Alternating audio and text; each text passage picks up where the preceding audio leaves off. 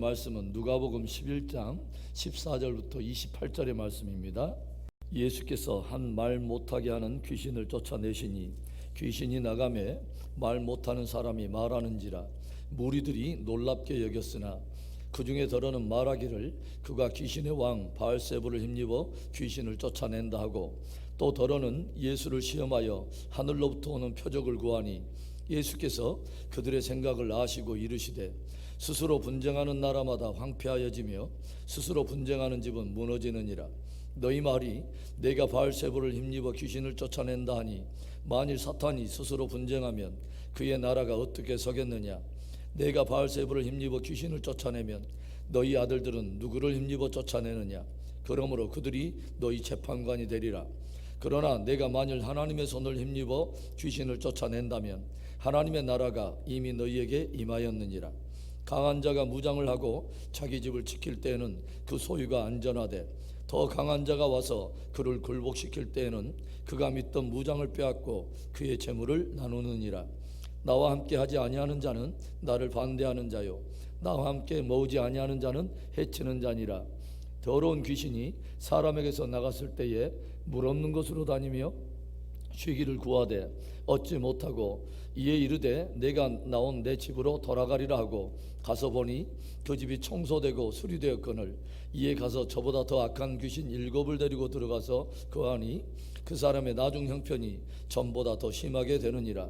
이 말씀을 하실 때에 무리 중에서 한 여자가 음성을 높여 이르되 당신을 뵌 태와 당신을 먹인 젖이 복이 있나이다 하니 예수께서 이르시되 오히려 하나님의 말씀을 듣고 지키는 자가 복이 있느니라 하시니라. 주님께서 공생의 사역을 시작하실 때에 가장 먼저 외치신 말씀이 회개하라 천국이 가까웠느니라 라는 말씀이었습니다.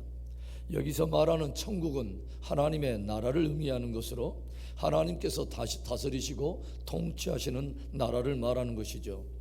일찍이 이 땅에 오실 메시아에 대해서 예언했던 이사야는 한 아기의 탄생을 알리면서 이런 예언을 들려주었습니다. 이사야서 9장 6절과 7절에 이는 한 아기가 우리에게 낳고 한 아들을 우리에게 주신 바 되었는데 그의 어깨에는 정사를 메었고 그의 이름은 기묘자라 모사라 전능하신 하나님이라 영존하시는 아버지라 평강의 왕이라 할 것임이라. 그 정사와 평강의 더함이 무궁하며 또 다윗의 왕자와 그의 나라에 군림하며 그 나라를 굳게 세우고 지금 이후로 영원히 정의와 공의로 그것을 보존하실 것이라. 만군의 여호와의 열심히 이를 이루시리라. 역사 가운데 메시아가 한 아기의 모습으로 오는데 그 어깨에 무엇을 메었냐면 정사를 메었다고 하는 거예요. 그 정사는 영어로 보니까 거버먼트입니다. 곧 한 정부를 가지고 온다는 거죠. 한 나라를 가지고 온다는 거예요. 그러니까 이 세상의 질서와 나라와는 전혀 차원이 다르는 새로운 나라, 새로운 통치 질서, 새로운 정부를 가지고 이 땅에 오신다고 하는 것입니다. 그리고 결국 그분은 그 나라를 굳게 세우고 영원토록 그 나라를 보존하고 다스리게 될 것을 들려주고 있어요. 그리고 반드시 이 일이 이루어지게 되는 이유는 뭐냐면 만군의 여호와의 열심히 이를 이루시리라. 즉 만군의 주 하나님께서 당신의 열심으로 반드시 이 일을 이루고야 말 것이라고 하는 것이죠.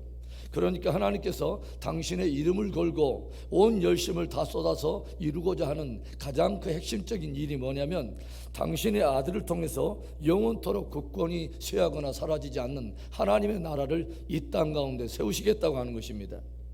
예수님께서 이 땅에 오셔서 들려주신 모든 말씀들은 하나님의 나라에 관한 말씀이요 행하신 모든 일은 그 나라의 능력을 드러낸 것입니다. 오늘 이 말씀을 통해서 성경이 우리에게 들려주는 도전이 무엇일까요? 첫째로는 예수님이 가져오시는 그 나라의 능력을 맛보라는 것입니다. 오늘 말씀은 예수님께서 어떤 사람에게서 말 못하게 하는 귀신을 내어 쫓아버리는 축귀의 사건을 다루고 있어요. 14절에 예수께서 한 말 못하게 하는 귀신을 쫓아내시니 귀신이 나가매 말 못하는 사람이 말하는지라 무리들이 놀랍게 여겼으나. 오늘 예수님께서는 사단에 매여있는 한 영혼을 그 매임으로부터 자유케 하시면서 이 사건이 담고 있는 보다 깊은 의미를 이렇게 들려주십니다. 20절에 그러나 내가 만일 하나님의 손을 힘입어 귀신을 쫓아낸다면 하나님의 나라가 이미 너희에게 임하였느니라. 오늘 내가 하나님의 손을 힘입어서 그동안 한 인생을 사로잡던 강한 자인 사단의 세력을 오히려 결박시켜버리고 그 매임에 있던 영혼을 자유케 하고 구원해냈다면 이 땅에 하나님의 나라가 시작된 것이다. 이 땅에 하나님의 나라가 임한 것이다 라고 선포하신 것입니다. 그동안 인생들의 죄로 인하여 그들 위에 군림하며 인생들을 사로잡아 온갖 질고와 고통으로 억압하며 영원한 멸망으로 끌고 가던 사단을 결박시켜버리고 그 사단의 세력을 깨버리고 그에 매였던 인생이 자유케 되고 구원 얻는 일이 하나님의 손을 힘입어서 일어나게 되었다면 이 땅에 이미 하나님의 나라가 시작된 것이며 임한 것이다 라고 들려주신 것입니다. 여기에서 하나님의 손이라고 하는 이 단어, 틱틸러라고 하는 단어인데 그분의 손가락을 의미하는 것입니다. 이것은 성경에 조용히 보면 하나님의 창조 사건과 출애굽 사건과 함께 연결되어 있는 독특한 표현이에요. 성경에는 해와 달과 별들, 온 우주 만물을 하나님의 손가락이 지으셨다고 기록하고 있고 그 손을 온 애굽에 펼치심으로 애굽에 종살이하던 이스라엘 백성들을 구원하셨다고 들려주고 있으며 바로 그분의 손가락이 두 돌판에 당신의 말씀을 기록했다고 우리에게 들려주고 있습니다. 그러니까 오늘 사단에 매였던 자를 자유케 하고 구원한 역사는 그 인생을 이전과는 전혀 다른 새로운 피조물로 새롭게 창조하신 역사요, 사단으로부터 그를 끌어 구원해내신 출애굽 역사와 같은 의미를 가지고 있다고 주님은 들려주고 계시는 거죠. 여러분, 예수님께서 이 땅에 오신 이유는 사단의 모든 권세를 깨버리고 저를 믿는 자들을 구원하여 당신의 자녀 삼으시고 왕같은 제사장 삼으시고 하나님의 나라의 백성 삼으시려고 오셨다고 하는 것이죠. 예수님께서 이 땅 가운데 가져오신 그 나라의 능력이 우리 가운데 드러나고 하나님의 나라의 능력을 풍성하게 경험하게 되는 복된 저와 여러분이 되기를 주님의 이름으로 축원합니다. 오늘 말씀을 통해서 성경이 우리에게 들려준 도전 두 번째는 예수님과 온전히 연합하는 자가 되라는 것입니다. 오늘 말씀을 통해서 우리가 보게 되는 기이한 장면 하나는 예수님이 행하신 이 놀라운 능력의 사건을 두고서 사람들의 반응이 확연하게 갈리더라고 하는 것이죠. 많은 사람들이 이를 보고 놀라며 찬사를 보내는 반면에 예수님께서 행하신 일을 순전하게 받아들이지 못하고 있는 일부 사람들은 이를 시기하고 또 곡해하고 비방하면서 예수님의 행하신 일을 못 오가더라는 거예요. 예수님께서 귀신의 왕인 바알세불을 힘입어서 귀신을 내어 쫓아도고 못 오간 것입니다. 그러자 예수님은 저들의 말도 안 되는 모순을 지적하면서 주님이 돌직구와 같은 말씀을 던지십니다. 내가 귀신의 왕인 바알세불을 힘입어서 귀신을 내어 쫓았다는 것이냐? 어떻게 한 나라에 속한 자들이 자기들끼리 분쟁을 하고 서로를 내어 쫓는다는 것이냐? 자기 나라를 세우려 하는 마귀들이 스스로 분쟁하고 스스로 내쫓는다면 어떻게 그 나라가 세워질 것이냐? 또 주님이 던지시는 날카로운 이어지는 그 말씀이 무엇입니까? 19절에 내가 바알세불을 힘입어 귀신을 쫓아내면 너희 아들들은 누구를 힘입어 쫓아내느냐? 그러므로 그들이 너희 재판관이 되리라. 너희가 바알세불을 힘입어서 귀신을 내어 쫓았다면 너희의 아들들은 도대체 누구를 힘입어서 귀신을 내어 쫓는다는 말이냐? 그렇다면 너희 아들들도 그 바알세불을 힘입고 귀신을 내어 쫓았다는 말이냐? 너희 아들들이 이 일에 대해서 재판관이 되게 하라 라고 주님이 몰아붙이십니다. 그리고 주님은 이런 말씀으로 도전하세요. 23절에 나와 함께 하지 아니하는 자는 나를 반대하는 자요 나와 함께 모으지 아니하는 자는 해치는 자니라. 주님은 당신이 행하신 그 사건과 또 들려주신 그 진리에 대해서 당신의 편에 서든지 아니면 사단의 편에 서든지 결정하라는 것입니다. 하나님의 나라를 받아들이든지 아니면 그 나라를 반대하며 대적하든지 결정하라는 거예요. 하나님의 나라와 진리에 대해서 회색지대는 없다는 것입니다. 나와 함께 하지 아니하고 나와 함께 모으지 않는다면 그것은 곧 어둠에 동조하는 일이요 나를 반대하는 것이다 라고 강력하게 말씀하십니다. 사랑하는 성도 여러분, 신앙에 회색지대는 없습니다. 예수님과 그분이 가져온 하나님의 나라에 대해서 회색 신앙이 자리할 것은 없다는 것이죠. 예수님이 하나님의 아들이요 우리의 구원자가 되시며 그분으로 인해서 하나님의 나라가 이 땅에 시작되었다는 것을 여러분은 믿으십니까? 정사를 메고 이 땅에 오신 그분이 또다시 이 땅에 강림하실 때에 마침내 영원한 그 나라를 완성하실 것을 여러분은 확신하십니까? 예수님과 온전히 연합하며 그분께 온전히 헌신하는 복된 저와 여러분의 신앙이 되기를 축원합니다.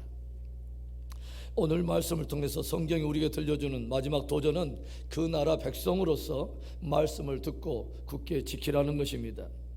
귀신을 내어 쫓으신 예수님께서는 무리들에게 기이한 비유 하나를 들려주세요. 24절부터 26절의 말씀에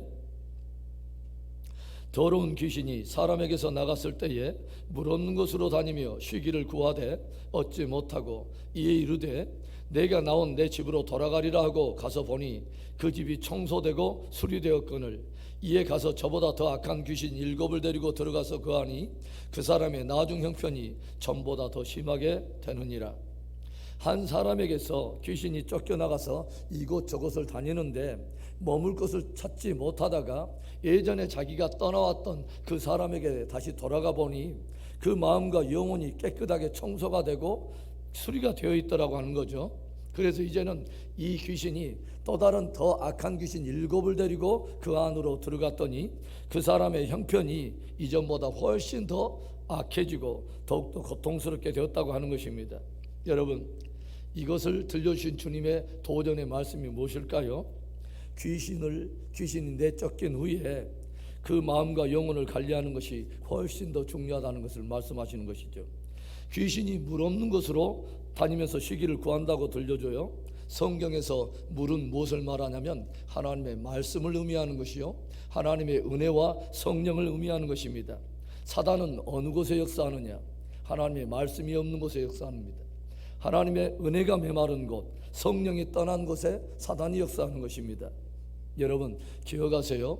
비우는 일도 굉장히 중요한 일이지만 무엇으로 이제 채우는가가 훨씬 중요한 것입니다. 결국 말씀과 성령으로 채우지 않으면 또 다른 엉뚱한 것으로 채우게 되어 있고 그것으로 인해서 더욱 어려운 상황이 전개될 수 있다고 하는 것을 우리에게 경종하여 들려주신 것이죠. 이때에 예수님께서 행하셨던 이 모든 일련의 사건을 보고 또 주님이 들려주신 말씀을 듣고 있던 한 여인이 예수님을 향해서 감탄하며 외쳤습니다. 당신을 뵌 태와 당신을 먹인 젖이 복이 있도다. 그런데 주님은 그 말을 듣고서 오히려 이렇게 반응을 하세요. 28절에 예수께서 이르시되 오히려 하나님의 말씀을 듣고 지키는 자가 복이 있느니라 하시니라. 예수님이 들려주시는 엄중한 말씀, 오히려 하나님의 말씀을 듣고 지키는 자는 더욱 복되다라고 말씀하신 것입니다.